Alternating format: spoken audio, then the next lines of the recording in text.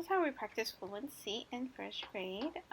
We do the 1 minute read where they get 20 words and they read all 20 words fluently within a minute. So we start with CVC and they get to graph it every day. So Monday, Tuesday, Wednesday, Thursday, Friday, and then the goal is for them to read all 20 words by Friday, and they get to see their improvement over the week. So we start with short A, and there's 20 words of short A words, and the endings are the same, so that makes it a little bit easier for them to read. And the goal is for them to read all of them by Friday. So on Monday, if they read all the way to 3, they go and then they graph it all the way to 3, and then so forth. So on Tuesday, if they go all the way to 7, they do graph all the way to 7. So it kind of gives them an idea of how far they have to go to reach their goal. And then we move on to short I, same thing. They start with the same endings, so and then we graph it. So each short vowel that we do, they get a different graph. And then the goal again is to finish all by Friday. And then we move on to short E, same thing, 20 words with the same endings, and then we move on to short O, and then we do the same thing. Some of the words start with capital letter and some of the words don't, and the reason why is because sometimes they get confused with the letter D and the letter B. So to train their brains into recognizing the capital letter B and the lowercase b, we mix them so that they're able to read both. After they're successful reading all 20 words by Friday, they get a different graph. This one that on the bottom it says first try, second try, third, fourth, and fifth try. They get to take this one home and they get to take those words that they are fluent at reading so that they could practice at home. And then they do the same thing. They graph this at home with their parents. So this is something that they can do independently at home and of course to practice.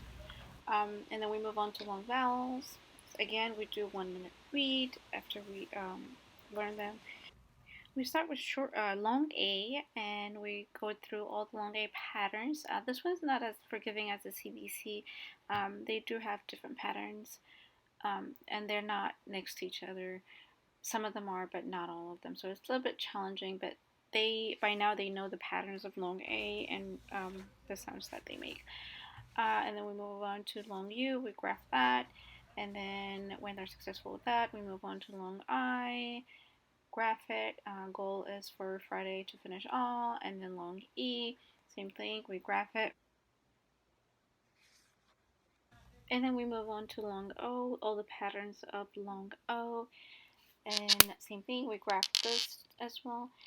When they are successful with all the long vowels, I send this graph home and all those 1 minute reads of long vowels, and then they graph this at home and they practice that at home. So this is something that they can do at home independently. And then we move on to blends.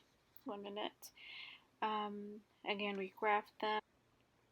We start with S blend, and they all have the same pattern. So they will start with SC, SC, and then SK, SK, so that it's kind of easier for them to read it that way. And then we move on to L blend, same thing, they all have the same blends at the beginning, S blends at the beginning, and then F blends, and then L blends, and so forth. And then we move on to R blends, and then it follows the same pattern as the other two blends, and then of course they graph this, and then the goal is to finish on Friday. And then after we finish beginning blends, we move on to ending blends, and then we graph them. They have the same ending blends at the end. And then after they're successful with all the blends and they finish it by Friday, I send this graph home, and then they practice this at home again as a review. So this is something that they can do independently. And after we're done with that, we move on to digraphs. Same pattern. It starts with PHs and then WH, TH, CH. So that's easier for them to read and in 1 minute.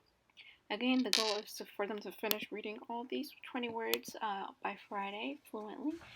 And then after they're done that, I send the same graph home, and then they practice that at home as well. My students know that fluency is not reading fast, but this is one way to help those students that are reading really slow. And they really enjoy graphing, and you get to see their improvement, and they get to see their improvement, and it's just a way to encourage them to actually reread again and again, um, and they really enjoy and try hard to reach the goal of finishing all 20 words.